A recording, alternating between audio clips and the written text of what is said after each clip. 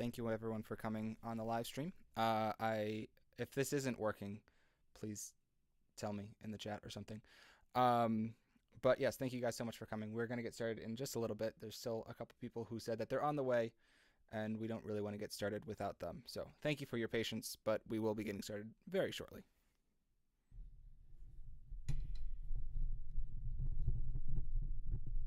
And I apologize for all the cracking of the mic.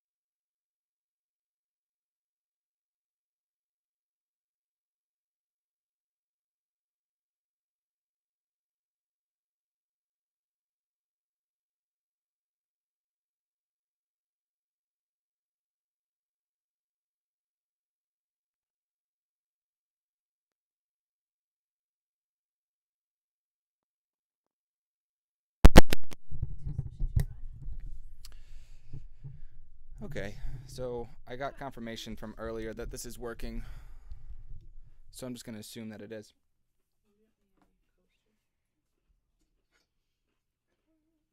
Thank you, everyone. Oh, I'm going to get that. Reading will begin shortly. Sign off. 1 second.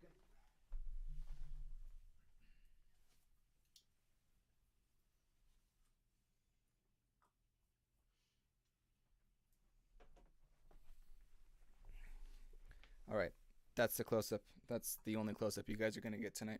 So I hope you'd enjoyed it. Um, yes, thank you guys so much for coming to a reading of A Canterbury Christmas. Yeah, hold the applause. No, really, please, I insist. Thank you so much. It is a little nasty outside tonight, so quite a few people are tuning in from home. I appreciate all of you guys. Not as much as I appreciate everyone in this room. So, yes, thank you to everyone who came out on this terrible night, including our next door neighbor. I realize that you had very far to walk. Um,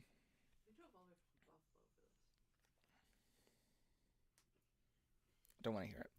Anyway, yeah. So if anyone has been keeping up with this, I have not gotten my author copies like this stack until today, um, and just because of stuff and things.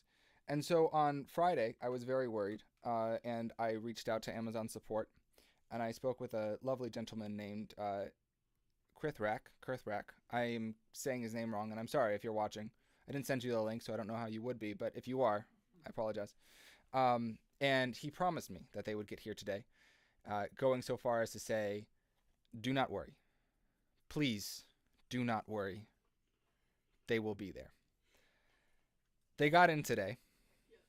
Um, the UPS driver did not look thrilled to be dropping them off.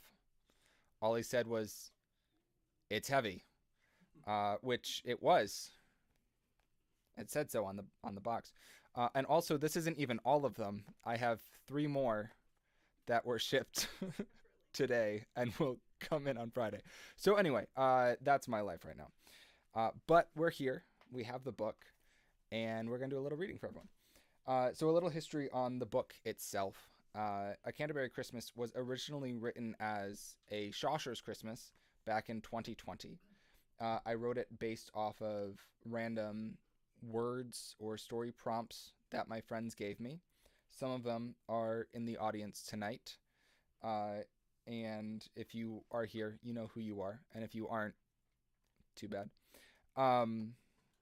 So I wrote 7 stories from those prompts. And then this year, I added 3 more stories and kind of extended it out a little bit. And yeah, so I personally think it's a lot of fun. But yeah, there's a couple ways we can do this. I can just go from the top and start reading straight through. I won't read all of it because that would be too much. Or there's 10 stories, so you guys can just shout out numbers and I can read that story. I'm getting some emphatic head nods from the room, and by some I mean a single one. So live chat, if there's anyone here that would like to weigh in on the conversation, please feel free to do so. But yeah, anything that you guys would prefer.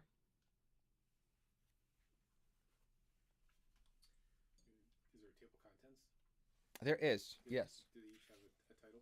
They do. Each of them have a title. Yes. I'm gonna go get math. Oh, okay, great. Continue. Yes. So, my wife is leaving me. I know. It's terrible to stay out of context. To go and pick someone up. To be clear, I have gotten 2 votes for number 3. And I had thought number 3 too. That Interesting. popped into my head. Another vote from in the room for number 3. I was saying number 6. Number 6 is also a great one. Okay, great. So someone else was also going to say 3. I don't know who. Oh, never mind. I know who that is. Wow, there's so many people saying 3. Okay, so 3 will definitely be the first story that I will read, which is great because it's one of my favorites. However, to begin, I'm going to set the tone a little bit with the prelude. just so you can kind of get a feel for what exactly this story is, or this book is, I should say. Prelude. A roll of thunder crashed overhead. The late December storm was a surprise, and an unwelcome one at that. I shivered under my blanket, sipping the remainder of my lukewarm tea. Though the power was out, a lighter and a steady hand on our gas stove could keep us supplied with hot water. Still, it had been a while since we had heard the kettle whistle a fresh batch. I looked around at the faces surrounding me, lit by the battery lanterns and candles set at strategic positions throughout the room. Even as I opened my mouth, one of them cut me off. Don't apologize. All of us wanted to be here. You couldn't control the storm. But imagine if you could, someone else said. Such a fantastically minded group, my friends. A half-finished board game lay in the center of the room, acknowledging the depths of our boredom and stress. Two of them started to discuss, scientifically, how controlling storms could occur. See, if you were able to affect the convection system, one of the guys said, but the other shook their head. The rebuttal was started, but immediately drowned out by a crash of thunder. It sounds like the thunder is trying to rip open the house, one of the girls laughed stressfully as she snuggled into her thick yellow blanket. It's been raining for what, 6 hours? I asked. The thunder was an infrequent addition to the downpour. It can't go on much longer now. Storms don't last that long up here. It was a weak promise, since we all knew the forecast said it would run into the next morning. And beyond that, it was impossible to predict when the power would come back on. What about this? We should all tell stories, someone said, like they do in Canterbury tales, or any sort of group does when they're trapped by a storm. She cleared her throat, then started, When that April, with its shoe's suit, before being cut off by a pillow, launched from the other side of the room. That's a good idea, I agreed. So did a few others, all trying to stop a full-scale pillow war. I'll put the kettle back on. You guys decide who should go first. By the time I got back, they had rearranged, cleaning up the game and taking seats around the room. One of the girls waved her flashlight, indicating that she would start. As I poured mugs of tea and cocoa, she moved the light just under her chin. Lit in this sepulchral way and taking a sinister tone, she opened our tales. So we're going to skip that story, which would be number 1, because no one wants to hear it. We're going to go straight to number 3, which is called A Pineapple for Christmas. Yeah, and this is just one that you're going to have to experience. So I should also mention there is a little bit of a delay between my saying it in this room and the stream. So any kind of comments that occur during the story, I might not get to until the middle of the next. So anyway, I'm just saying that because if I come back to something that someone has said much, much later, I apologize. But actually, I'm not sorry because it's just the situation. Anyway, so this is the artwork for that. Would everyone like a copy of the book to follow along? No? Okay, great. If anyone's online and would like a copy, you can buy one. It might take a little bit to get there, but you can buy one. Would you also like one? Great.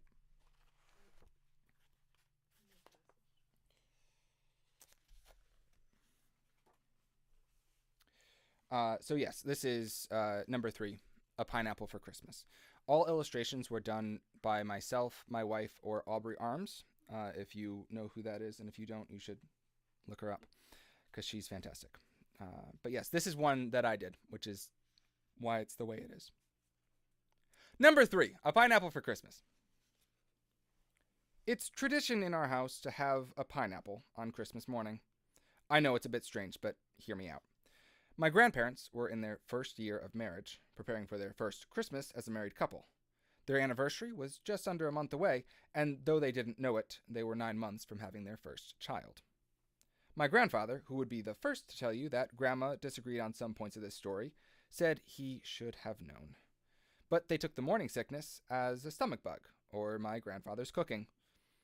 And beyond that, she got it into her head to ask for the strangest foods, like on the morning of Christmas Eve, looking at my grandfather and saying, "I want a pineapple." "Pineapple, my dear?" he asked. "Pineapple," she said, decisively. "You mean like crushed pineapple? In a can?" he asked, already preparing to grab the can they had in the pantry. She shook her head and said, "Fresh." My grandfather, being the kind soul that he is, changed his mental agenda and said, "Okay." Then he stood up from the kitchen table, put on his hat, and walked into the frosty South Dakota Christmas Eve. As you can imagine, South Dakota in December is not only freezing, it is one of the hardest places to find a fresh pineapple. But my grandfather was determined, and so, climbing into his trusty, unheated Jeep, he began his quest. The first visit was to Apulia's, the local market. It was running on limited hours and limited staff since it was Christmas Eve, but it was still open. As he warmed his face and hands, the cashier greeted him cheerily. "Good morning," she said, smiling as wide as the cartoon Santa on her apron. "How can I help you?" "Do you have a pineapple?" my grandfather asked. "Crushed? In a can?" the cashier asked, beginning to point to the canned good aisle. "No," my grandfather said. "Dried?" Her arms switched tacks. The cartoon Santa peered curiously over his spectacles. "Fresh." There was an uncomfortable pause. Then she said, "Let me make a few calls, see if anyone has anything. 1 second, while we hold for these important messages." Welcome. Welcome. Oh, hey. Just sit over here. Is that cool? If you'd like anything to eat or drink, there's so much. The cartoon Santa peered curiously over his spectacles. "To catch you up, there is someone trying to get a pineapple on Christmas Eve." Oh, my. I love this one. "Fresh." There was an uncomfortable pause. Then she said, "Let me make a few calls, see if anyone has anything." As she picked up the phone, giving my grandfather a strange look, he wandered away to find gloves, his hands still stiff from the cold. When he returned a few minutes later, the cashier gave him a cheery smile. "So it seems there's one last fresh pineapple at the Oneida Market. They're holding it for you if you can rush over there." "Oh, thank you," my grandfather said, purchasing the gloves as quickly as he could. You can just kick her away. I'm talking about the cat, not a human. Then, still hurrying, he climbed into his Jeep and began the drive to Oneida. It was normally a 30-minute drive from Forest City, where Apulia's was located, to Oneida. My grandfather made it in 20 minutes. Tires smoking, his words, not mine, he pulled into the Oneida Market. He ran to the store and grabbed the first worker he could find. "I was told you had pineapple here?" he asked. "Crushed in a can?" the boy asked, lifting a hand toward the canned good aisle. "No," my grandfather said, and then before the boy could ask, added, "And not dried either. Fresh." "Fresh pineapple? In South Dakota? In December?" The boy was trying not to laugh, but undeterred, my grandfather channeled his younger sister, Karen. My words, not his. I'd like to talk to your manager," he said. "Someone called them about a pineapple." "Whatever you say," the boy said. "Follow me." He led my grandfather to the manager's office, which sat next to a display of locally made scarves and mittens. Two men, one as round and well-dressed as the other was thin and rattly clothed, were chatting over a game of checkers. The clerk paused outside the door and addressed the better composed one, while the second one appeared to be a button across the board. "This guy says someone called about a pineapple?" "Pineapple?" the manager, an old farmer, asked in unison. My grandfather joined in as they opened their mouths to continue. "Crushed in a can?" The boy's jaw dropped at their three-part harmony, but my grandfather cut it off by shaking his head. "Fresh." "Wait, did someone call about this pineapple?" the manager asked, making air quotes. "Yes, that's me," my grandfather said. "See, Earl, I told you," the manager said to the old farmer. "Ain't no one who's gonna call about no pie-apple. Pie-apples ain't even a thing." As the other man threw a dismissive gesture, the manager turned to my grandfather. "Sorry. Old Earl here thought she was talking about an apple pie. We have a fresh apple pie saved for you if you want it." "No, I don't," my grandfather said, more than a little frustrated. "I need this for my wife. It's our first Christmas together, you see, and she asked for a pineapple this morning. I don't dare go back without it." Without realizing, he grabbed a scarf and started playing with it. If you need a pineapple, old Earl said, his voice thicker and slower than any southern molasses that winter. My grandfather's words, not mine. You could try old man Vernon. Oh, yeah, the manager agreed. He has that greenhouse, doesn't he? He grows all sort of exotic fruit. He looked my grandfather in the eye. I'll warn you, though, old Vernon is a bit strange. That's fine, my grandfather said, feeling hope again. Just tell me where he lives. I'll take you there myself, old Earl said, pushing himself to his feet. His movement and speech competed to win the race of snails. That's not necessary, my grandfather said, but old Earl waved a hand. It was like a spoon, caught in the molasses. No, I insist. Old man Vernon is my great uncle. My grandfather finally got a good look at old Earl. In his words, he had more wrinkles than a child's pajamas, and for a long moment he wondered if he was about to visit a graveyard. But Earl seemed earnest enough, so he followed him through the door. I've got to charge you for that scarf, the manager said, indicating the holes he'd put through the loose-knit weave. Fine, my grandfather said, passing old Earl to go to the register. He had still finished the transaction before Earl had even gotten outside. I've been meaning to go visit for a while, Earl said as they slothfully made their way to the car. I need to drop off some of my fertilizer. My grandfather expected old Earl to drive like he talked. He couldn't have been more wrong. The old farmer pulled out through the side lawn, whipping onto the main road. Now this is more like it, Earl said, dangerously exceeding the speed limit before even half his sentence was out. My grandfather grasped for his seatbelt, only to find the car didn't have one.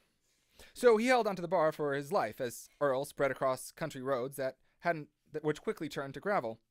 Teeth chattering from the cold, teeth chattering, though not from the cold, my grandfather sympathized with his wife's nausea. Then the road was dirt, and his brain began to protest the skull that restrained it. They turned into old man Vernon's driveway at breakneck speed, skidding to a stop in front of a dilapidated barn that looked like it hadn't seen paint since the late 1800s. The house looked like an old one-room schoolhouse turned into a livable shack. Next to it stood a beautiful, crystalline greenhouse.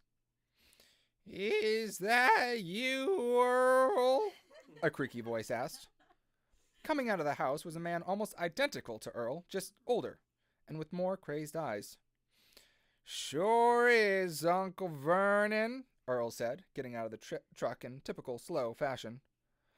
Finally come by to give me a Christmas present? Vernon asked.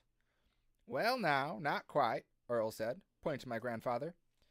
This young man is looking for a pineapple. Pineapple, eh? Vernon asked, creaking down his front steps. Crushed? In a can? Fresh, Earl and my grandfather said in unison. Huh, Vernon said. I should have some right in the greenhouse. Come with me. He wobbled his way to the greenhouse. Like Earl, he moved at the rate of an inchworm. Now, where did I plant it? Vernon asked himself. It should be here, right next to the lettuce. My grandfather looked at the area that he was referring to. Long, pointed leaves remained, but not a single pineapple to be seen. It looks like someone already harvested them, he said, then added, Not that I know anything about pineapples. It does appear that you are correct, old man Vernon said. I think someone has stolen my pineapples. Earl, I gotta call the police. He began to run toward the door, but even at full speed, he wasn't much faster than a second-hand horse pulling a one-wheeled buggy. Grandfather's words, not mine.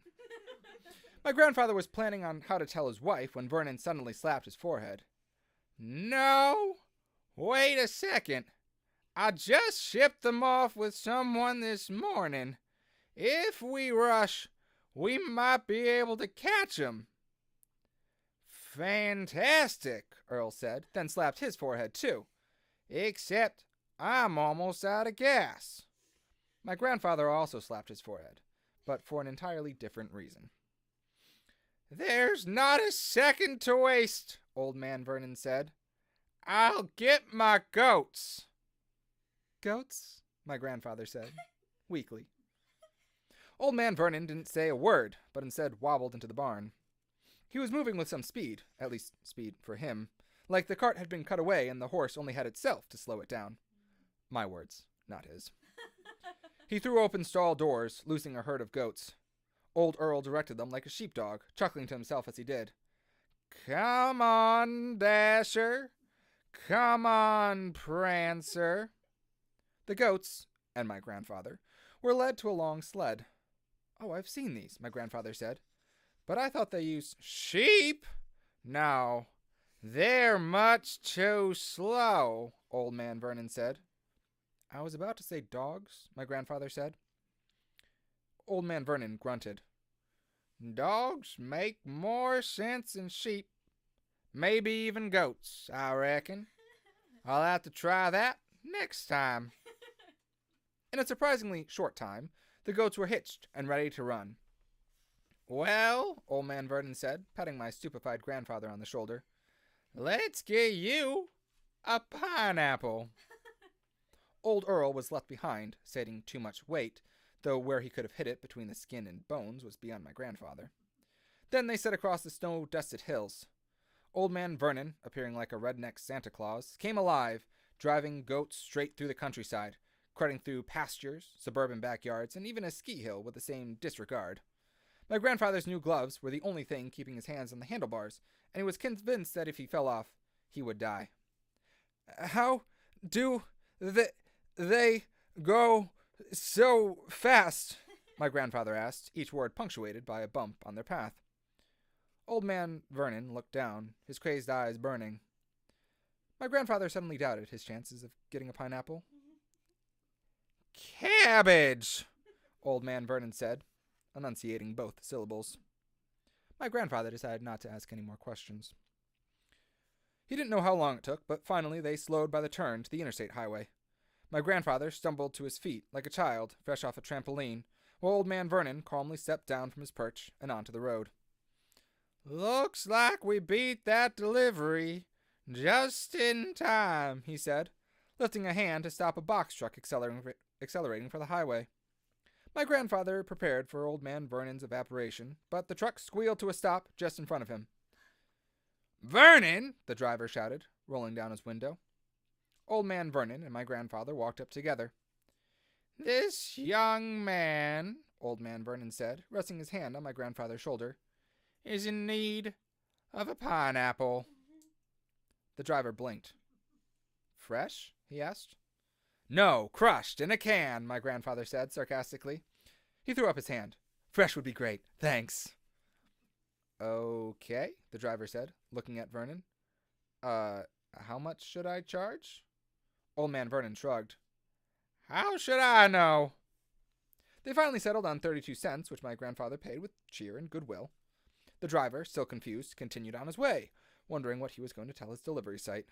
The goats, antsy, were brought into check by Old Man Vernon. Even though he was much more careful in the trip back, they still had too many close calls with the pineapple for my grandfather. Finally, he secured it to his waist with a scarf, then went back onto holding for dear life. Back at the farm, Old Man Vernon nearly dislocated my grandfather's shoulder with a friendly slap, then said, "Well, I gotta go check on my papayas. Have a Merry Christmas, son." Then it was off to the Oneida Market with Old Earl driving like a maniac. They slowed only when they entered the parking lot, my grandfather's eyes wide, his mouth stuck in a grin of desperate insanity. They found the manager locking up. "Got your fresh pineapple, I see," he said. "Probably the last one in all South Dakota." "In both Dakotas, most likely," Old Earl said. "Well, I gotta get gas." He slapped my grandfather on the arm, just about spraining his elbow. "Merry Christmas, kid." My grandfather waved goodbye, wincing as he realized it was the same arm that had been slapped twice. Then it was back to 30 minutes home. He walked into the house as snow began to twist in a lazy descent from the sky. His new gloves were already torn up, and a poorly knitted scarf cradled a pineapple behind his back. At the door, his wife met him, looking him up and down. "Where did you go?" she asked. "To get a pineapple," he said, taking her hand in the ruined gloves. "Crushed? In a can?" she asked. He shook his head, producing the apple from behind his back. "Fresh," he said. My grandmother's eyes lit up in delight, and she threw her arms around her husband. "Merry Christmas," my grandfather whispered into her ear. Now, Grandma might disagree with some of the points of that story, and maybe the goats weren't in it the last time he told it. But the truth of it, that the sweetest love will make you do the craziest things, is something that neither will dispute. That is A Pineapple for Christmas. That's great. All right, I think I heard a 6 from over here. Thought I heard a 6 earlier. Don't remember what 6 is. There's cookies and punch. Yes, we can break in between stories to go refill. Break team. Yes, and while everyone's doing that, I will wait for the chat to see if they have anything to say. You guys are quite the interactive chat. I appreciate that.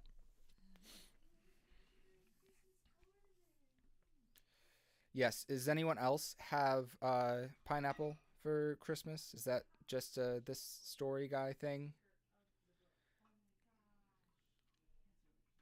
There's no one else in this room. They've all gone. They've all left me for punch and cookies. I probably shouldn't have those. My wife made 4 kinds of cookies, so everyone that's watching at home because of the bad weather is very much missing out. But, you know, I understand travel time or bad weather. So,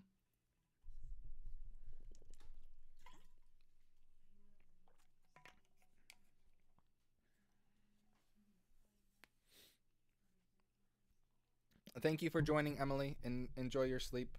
For those of you who don't know, Emily is the reason that this book is going international. So, the physical copies anyway. The Kindle has gone all around the world. Thank you so much for joining it. I know it's really late out there. So,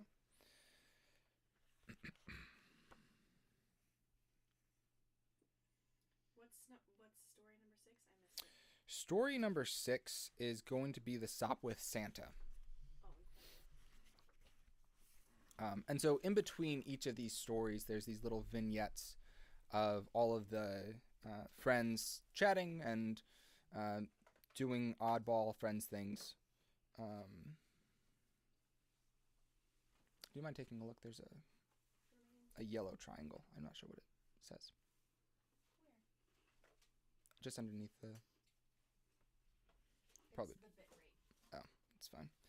If I go a little, 90s graphics, that's okay. So yes, in between each of the stories, there are interludes or vignettes about the friends and kind of closing out the one story and introducing the next one. The Sop with Santa is actually one of the new ones. A Pineapple for Christmas is the craziest of all of them, and also the only one where anyone has to talk really slowly or in a weird accent. But yes, so that's one of the things that I will be skipping tonight, all of the interludes. But if you get the book, you can read all of them for yourself. I think they're fun. Most of the interactions are based on interactions I've had with friends, or what I imagine the interactions would be with said friends. Again, some of them know who they are. I won't mention any names. Thank you. Number 6. The Sop with Santa. Oh, actually, I'm going to read the end of the interlude for this one, just because it kind of brings it in. With the click-clack of a typewriter, our story opens to a letter. December 24th, 1917. Tonight is Christmas Eve, but still this great war rages. It is with great reluctance, but a true sense of duty, that I take to the skies in my trusty Sopwith camel. I pray that you, my parents, and all the siblings still at home are celebrating with the highest festive cheer. Know that I am with you in spirit, and I will continue to protect you, even though far away from those whom I love so very much. The world-famous World War flying ace takes his seat in the cockpit. This night is, perhaps, the greatest strategic night of the Great War that has now embroiled the world for over 3 years. He salutes those on the ground, nodding at his tearful well-wishers. There's every chance the flying ace will not come back, but that is distant in his mind. Tonight, he and his trusted wingman will hunt down his greatest rival. His name is Manfred von Richthofen. Didn't even practice that one. But the flying ace knows him by another, the Red Baron. He is perhaps the most formidable opponent the flying ace has faced over these years. Sometimes the Red Baron would win. Sometimes the flying ace would almost win. But tonight, on Christmas Eve, it will be decided for good. Once the ground crew clears the flying ace for takeoff, he accelerates down the runway, launching his Sopwith camel into the air. Behind him, his trusted wingman begins scanning the skies, searching for the deep crimson that would indicate the Red Baron's presence. They fly in silence, too focused to bother with idle chit-chat. The flying ace's mind drifts back home, where he is sure his family is gathered together, warm and celebrating. He thinks of her, the woman he had to leave to fight for his country. He prays she will still be there when he returns. The trusted wingman's excited chattering breaks through his sentimental thoughts, and the flying ace sets them aside. There is a task at hand. He looks toward the direction the trusted wingman's chitter indicates. Could it be the silhouette of a Fokker triplane? Like a burning ember against the sky, the scarlet craft flies unsuspectingly across the horizon. No one else bears such a deep red except this, the flying ace's greatest foe. Now is the moment. It is full power ahead as the trusted wingman prepares the secondary guns. They're in range now, the Red Baron caught completely unaware. The Sopwith's guns burn a light into the darkness, and the Red Baron is hit. Can it be? The flying ace wonders. For months now they have toyed with each other, but here, at this moment, has he finally gotten the upper hand? The plane in front of them spirals, trying to get elevation again. The flying ace watches as it dives toward the distant ground, crowing in victory. The moment is shattered when the trusted wingman begins to squawk at the craft they've just shot. The flying ace takes another look, and his heart is filled with dread and alarm. It cannot be. This is not the Red Baron. In fact, it is not a plane at all. Below them lies a sleigh, tangled amid reins, and the antlers of deer desperately trying to get back to their feet. The flying ace immediately pulls his trustworthy Sopwith camel closer, searching for a place to land. It will be a bumpy landing, but he is not called a flying ace for nothing. A few shakes later, he and his wingman are opening their cockpits, jumping out to run towards the sleigh. A large man is here, calling for the deer to get up, but they are stuck, twisted, and tangled. Even just by looking at it, the flying ace knows they will not fly again this night. The man turns to them. His face is angry, far from the jolly expression the flying ace would expect. His trusted wingman blurts out blame, accusing the flying ace of bringing the sleigh down. The ace defends himself, reminding the wingman of how he pointed out the sleigh as the Red Baron. But now is not the time for argument, the ace realizes. Now is the time for action, not just in defense of his country, but in support and unity of all the world. It is time for the world-famous World War flying ace to become something different, something more befitting for the tonight. His trusted wingman immediately understands the plan and jumps for the sack of presents spilling out from the overturned sled. The flying ace raises a salute to the giver of gifts, then lifts up his hand, wordlessly explaining the plan. Without a word, the man hands over his white and red hat. The flying ace puts it on reverently, then barks out an order. The trusted wingman, who is still struggling with the presents, jumps to a salute, then redoubles his effort, slowly dragging the bag towards the Sopwith camel. The flying ace gives him a hand, and together they squeeze the sack into the wingman's cabin.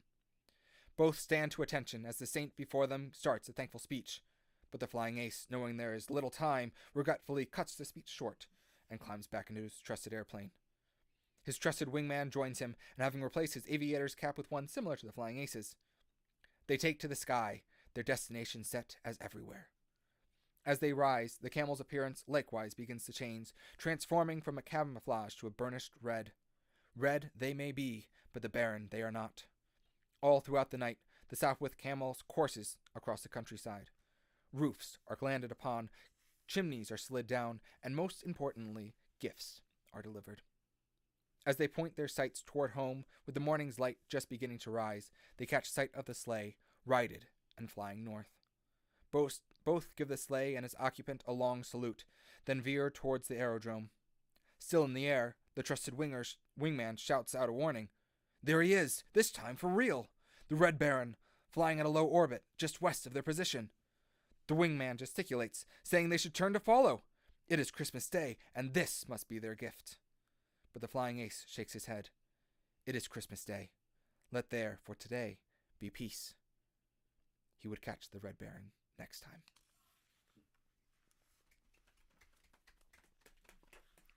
I don't know if anyone caught the inspiration for that one. A certain beagle, yes. A certain beagle that will remain unnamed due to copyright laws. Yes. It's a sad fact of life. There's another story in here that I had to change the name because of copyright things, which probably would have been fine, but you never know. I just did a reading in Syracuse, and for that one, we gave away a special edition of the book with an extra illustration of said beagle, with a rather disappointed look on his face, saying that wasn't Santa. So yes, unfortunately, that's one of a kind. So congratulations to the one person who has it. I hope you enjoy it. All right. Do we have any other numbers? Or does everyone just need a break? Need a breather? Do you need a break? No. I didn't speak all day. Do you have another favorite? I mean, maybe they're all favorites, but one that you were hoping to read? The pineapple and the Southwith Santa are definitely two of my favorites. So I was really hoping to be able to read those. Glad I was. Nobody in the chat. Well, there's a little bit of a delay, so Oh. yes, we are still waiting for people in the chat, even though you may have already said something.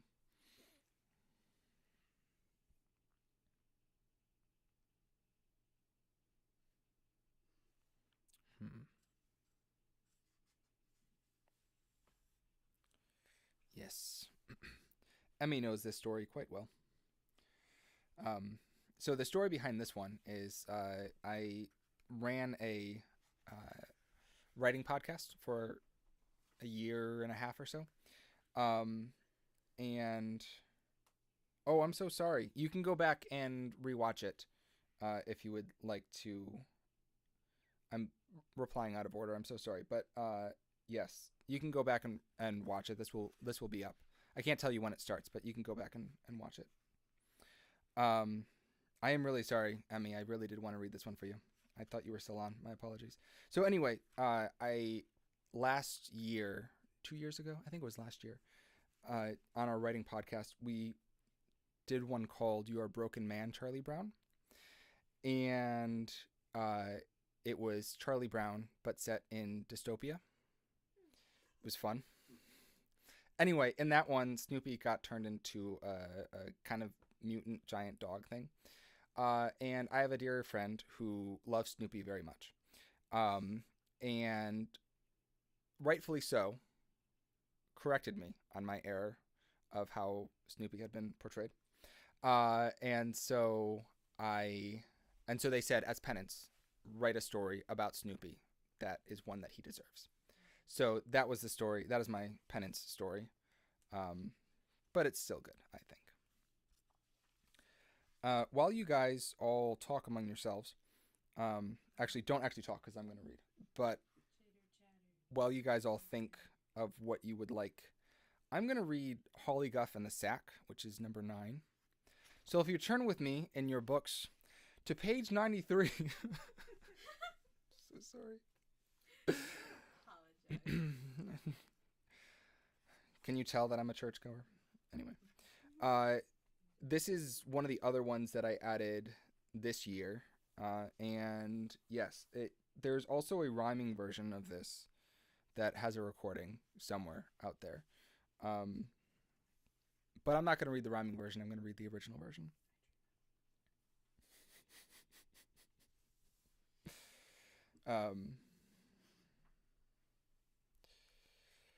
All right. Hollyguff and the Sack. This is also one that I'm going to read the ending of the interlude because I think it leads in well. Let me start this way. Long ago, when the world was young and Christmas was new, there lived an elf named Alabaster Hollyguff Magoo. Even before anyone reacted, the storyteller was grimacing. No, it's not going to be a rhyming story. I hate those. Sorry. Let me start again. Alabaster Hollyguff Magoo was the laziest of all the elves in the workshop. Nearly every day, Father Christmas would catch him napping, or slacking, or lollygagging, or any number of words that all meant the same thing. Hollyguff did not want to work. Then, Hollyguff had a brilliant idea. See, at the start of each day, the workshop would play a quick game. Father Christmas Says, or Red Nose, Brown Nose, just to get them warmed up and ready for the long day. But Hollyguff had an idea to use this for his own intention. Calling to the others, he convinced them to play hide and seek. After all, he reasoned, there were so many of them and only one Father Christmas that it would take too long for the jolly old man to find them all. By the time he was done, the workday would be over. Chuckling with glee, he proposed the idea the next morning. Why, that sounds like fun, Father Christmas said. But one rule. No hiding in the sack. Alabaster Hollyguff Magoo hadn't even considered the sack. It was enormous, possibly infinite, able to hold all the toys they made. A little elf, or even the big Father Christmas, could get lost in there. Still, there were plenty of places to hide throughout the workshop, so Hollyguff settled in among a pile of fabric that matched what he wore. As he lay there, trying to keep his breathing quiet, he wondered why Father Christmas sounded so cheerful as he counted. Didn't he know it would be hard to find all of them? Moments after a pleasant 20 rang through the workshop, the fabric was pulled off of Hollyguff and 5 other elves. Found you, Father Christmas chuckled, his rosy cheeks gleaming with joy. In only a few minutes, all of the elves had been found and were getting ready for work. Hollyguff stared in amazement. How had it gone so quickly? Father Christmas explained it as he directed the day's plan. I keep track of all the children I need to bring presents to. Of course I can keep track of all of the elves. Alabaster Hollyguff Magoo was not deterred. Once again, he convinced his friends to petition for hide and seek. This time, however, he told them to leave the workshop. If they spread out, of course they could hide from Father Christmas longer. The game was even shorter. Remember, no hiding in the sack, Father Christmas said before covering his eyes and counting loudly. Hollyguff realized his mistake as soon as he was out of the door and looking for a place to hide. Of course, there was the reindeer shelter, but there was only so much hay to go around. And while he was en route to their cottage village, Father Christmas was at the door, calling out their names. They trooped back in, Hollyguff's head low as he tried to figure out a better idea. He knew it would work. He just had to figure out how. I have ears that listen to the wishes of children all day long, Father Christmas said with a wide grin. Of course I heard you leave the workshop. Fuming, Hollyguff sat down to pretend to work. Then his eyes landed on the sack, sitting up near Father Christmas's desk. A gleam came into his eyes, and he knew what he had to do. For the first time in his life, Alabaster Hollyguff Magoo spent every moment he could at the machine. The others whispered, wondering what he was making that could make him so focused. Father Christmas, occupied with his regular business, blessedly ignored the elf's machinations. We should play hide and seek one more time, Hollyguff said later that night. We get found too easily, the other elves groaned. Not this time, Hollyguff said, giving them a wink but no answers. This time, we'll beat him. Resignedly, the elves agreed, and the next morning, Hollyguff requested to play again. Are you sure, Alabaster Hollyguff Magoo? Father Christmas asked, looking over his spectacles. Hollyguff nodded emphatically. Very well, Father Christmas said. Just no hiding in the sack. Then he began to count. 1, 2. Alabaster Hollyguff Magoo ran toward the sack. The other elves gasped, whispering, What are you doing? He ignored them, unraveling his secret project from the day before. It was a sack, much like Father Christmas's, but much smaller. He climbed in, burrowing under Father Christmas's sack so the cloths blended together. He was invisible. Father Christmas finished counting, and just as he had done before, began to find all of the elves. But try as he might, he could not find Hollyguff. "Where are you?" he called. Finally, his eyes landed on the sack. "I told you not to hide in there," he said with a tired sigh. "It's quite dangerous." Taking a skein, thank you. I write words, but I don't always know how to say them. I read words, but I don't always know how to See? Yes. We read words and we don't know how to say them either. It's, anyway, sad fact of life. Taking a skein of red yarn, Father Christmas flipped the sack open and climbed in. In moments, he had disappeared, the cloth laying flat with only a trail of yarn to show his passing. His voice, muffled, came back from the opening. "Hollyguff, where are you?" Alabaster Hollyguff Magoo had been waiting for this moment. He pushed his way out of the sack, gathering the opening of Father Christmas's sack. Then, with a quick twist, he spun it closed, tying it off with the yarn following Father Christmas. The elves around gasped in horror. "What are you doing?" they yelled. "You're going to kill him!" "Father Christmas," Hollyguff called. "I've beaten you. You haven't found me, and you won't as long as you're in the sack." There was a long sigh. Then Father Christmas said, "What do you want, Hollyguff?" "I don't want to work anymore," Hollyguff said. The elves around gasped again. Not work? It was unheard of. Their work was their pride, their joy. He could have very well said he didn't want to be an elf anymore. "What would you like to do instead?" Father Christmas asked. Hollyguff froze, suddenly indecisive. Then, quietly, he said, "I want to play games, to tell stories and sing songs, to travel around the world and see what it may have for me." "Very well," Father Christmas said. "Your wish is granted.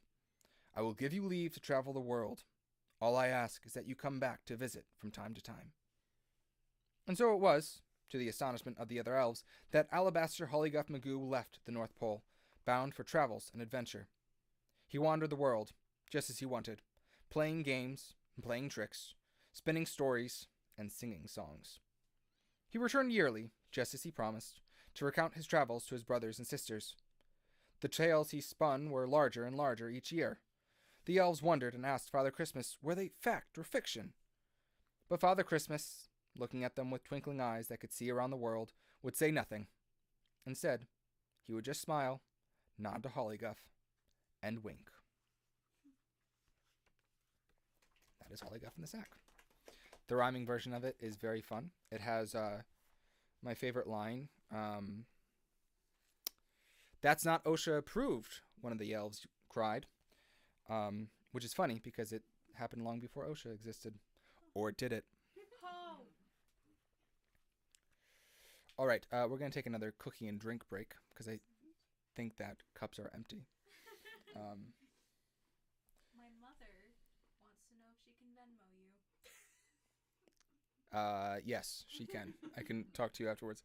That's the other thing. Yes, if you would like to buy a copy, they are available for purchase through me or through Amazon. I make more money if you buy it through me, obviously. And probably it will get to you about the same time as if you order it from Amazon. So, give me money. You can buy it online at scrubofworlds.com, or if you're here tonight, or if you have my contact, you can just reach out and we can work something out direct and not worry about the sales. There's also a Kindle sale going on right now. I call it my Oh Ginger Snap sale because this is the week when people realize, oh, I didn't buy a Christmas present for my family or friends or whatever. And they say, oh, Ginger Snap. So I've made it 99 cents on Amazon for the Kindle version if you would like to buy that for yourself or for a friend. You can even set it to open on Christmas morning so they can get it on Christmas morning as a Christmas present. It's great. Or not, anyway. So that's only on Amazon. You can't do that on my website. But yeah, I think we might do one more. or that might be it. I'm trying to get a read on the room here. I was gonna go for an hour. We started at about 7:15. It's about 8:05 now. So we have a determined person chanting one more. So great. I just need a number. How about 4? Unless someone had one of I think 4 was requested by someone in the chat earlier. Or they requested the train one, which is number 4. Yes, that was well timed. You said train, and then you made a big Train. So we're going to take a quick break to go ahead and go get some more cookies if you have them. If you don't, you should have been here. But also, if you're watching this after the fact, you can just pause this and go make cookies and then come back when you have them. So, yes, there's also other drinks if anyone would like them. You should show some of the artwork. Oh, yeah, that's probably a good idea. So, as I mentioned, the artwork is very detailed. I did most of it, so it's also not that great. I love it. The okay, gotta move. Oh, actually, do you mind? Because the microphone won't pick me up. Oh, I can do Vanna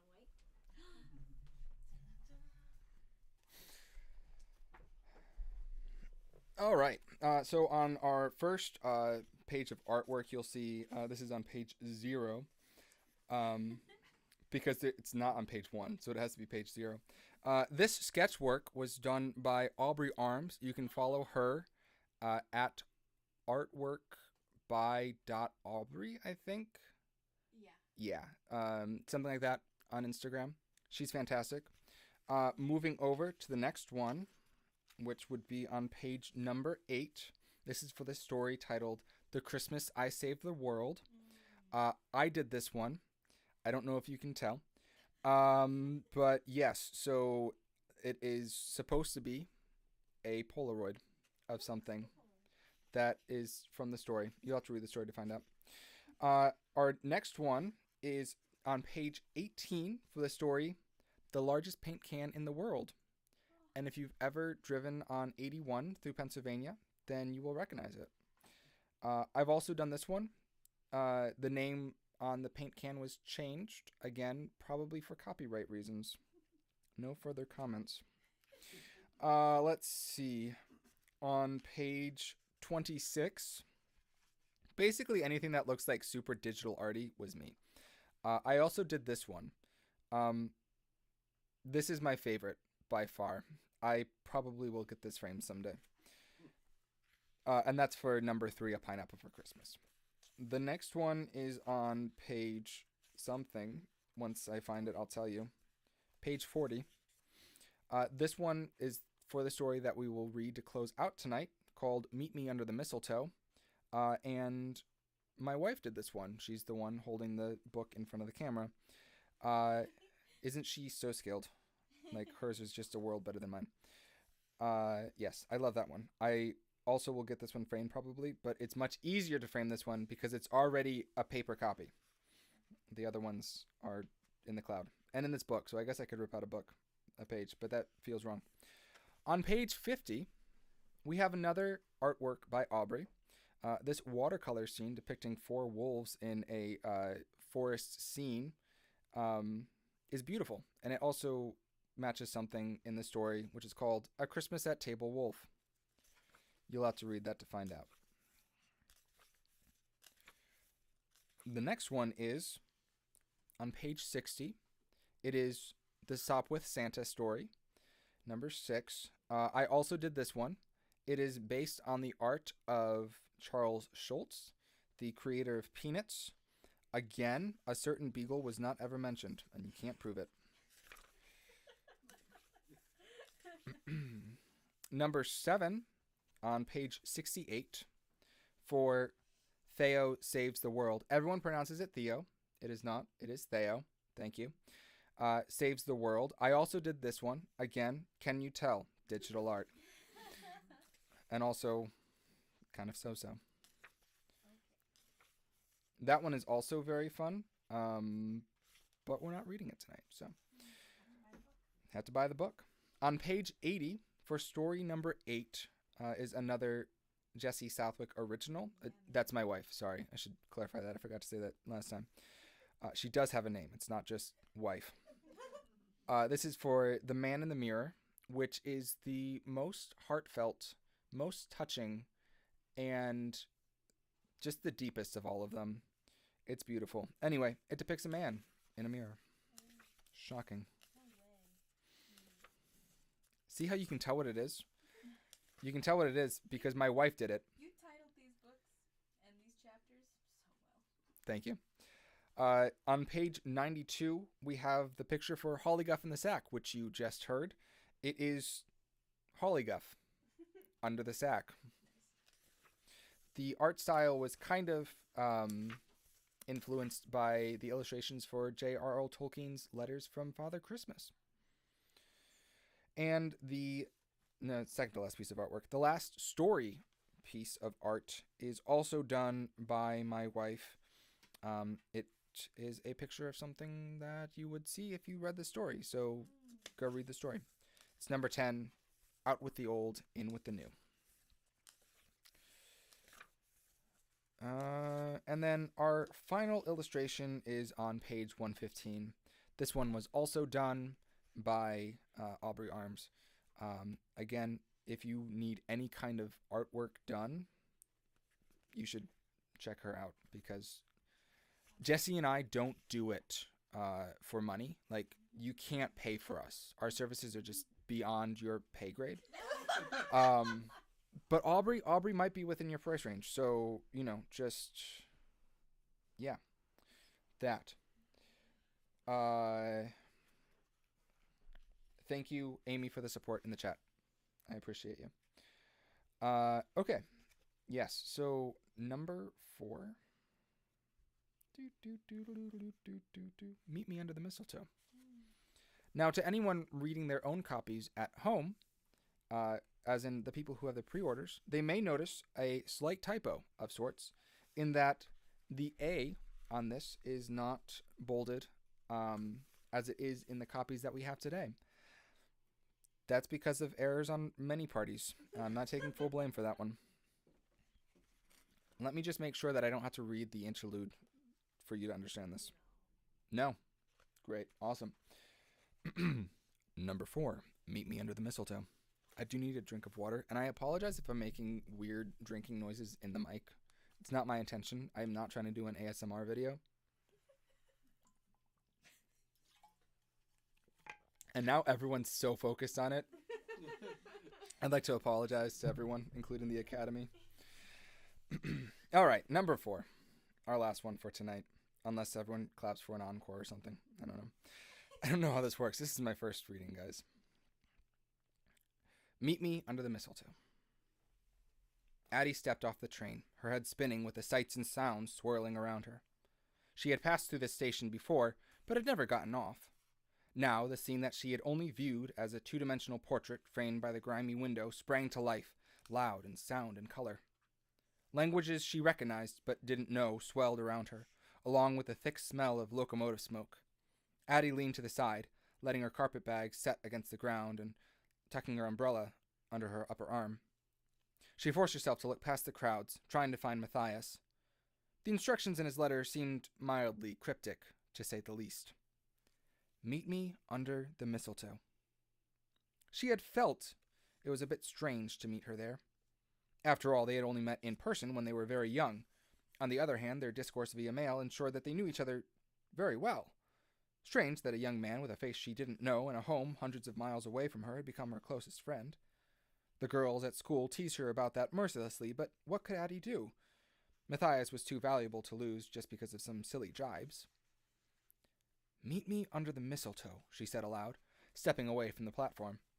She looked at the walls, but there was no sign of greenery. Are you looking for something, miss? The voice was familiar, one of the passengers who had shared her car. Addie didn't know his name, but he had a kindly old face that looked acquainted with the area. Do they hang mistletoe anywhere in the station? She asked. Mistletoe? The man asked. I think they do, down by platform 10, just down the way there. He motioned faintly with his hand. "Looking for a special someone?" he asked, with a faint smile that didn't request an answer. "Just a friend," Addie said. "The person I'm here to see." "A strange place for friends to meet," the man said. "But it's a distinctive one, to be sure. Good luck, miss." He gave her a small nod and walked away. Addie had already had the same thought, of course. A request to meet under mistletoe would cause anyone to wonder. But she also knew that Matthias was more forthright. He wouldn't play the game she saw other boys engaged in. If he had something to say to her, he would have just said it. "Unless you wanted to tell me under the mistletoe," Addie grumbled as she made her way down the center of the platform, in the name of being romantic. If that was happening, Addie would have a fit. Or would she be extraordinarily happy? She didn't know if she trusted herself to give a correct answer. She came to platform 10, pausing as she surveyed the area. She grinned when she saw a small sprig of mistletoe dangling from an arch. Her grin grew when she saw the dark-haired young man standing patiently underneath. Matthias had dark hair, didn't he? As young lettermates looking for something to write about, he had mentioned his appearance often. As he matured, their discussions had likewise changed. But she distinctly remembered that he had, at one time, had dark hair. Addie marched resolutely forward. She opened her mouth to call his name when his eyes lit. "Rebecca!" he shouted. "No," she said, slowing. "I'm Addie?" A blur of color flew from the side, a joyful woman, straight into the young man's arms. He picked her up, spinning as they shouted with glee. Then he placed her on the ground, kissing her softly. "I suppose that means you're not Matthias," Addie muttered under her breath, turning away. Surely there were other mistletoe sprigs in the station. She paused before leaving, watching the couple by pretending to look around the area for Matthias one last time. He was not there, which did not help her mood. With a heavy sigh, Addie hauled her carpet bag up again, stepping down along the walk. "Meet you under the mistletoe," Addie muttered again. "Maybe you should be there to meet me, Matthias." She didn't know how long she walked. Most of the arches were bare, or if they held something resembling mistletoe, there was no one waiting underneath. She made her way back and forth, finally coming to a stop by a platform bound for a nearby country's border. Her eyes, tired of fruitless searching, landed on the clock under the destination sign. "It's been an hour and 20 minutes, she gasped, biting her tongue to keep from shouting. "Where are you, Matthias?" Angrily, she hefted her carpet bag and strode back to where she had disembarked. She paused at the edge of the platform, looking across the space as men and women boarded where she had just left. Her eyes, the haze of red clearing for a moment, lighted on a sign at the far end of the station. She blinked as she made out the words. Mistletoe Memories Bookshop. Just under the sign, leaning against the wall with a book open, was Matthias. She recognized him instantly, even though it had been years since they had last seen each other. The dark hair, she was right about that, short but somehow still messy.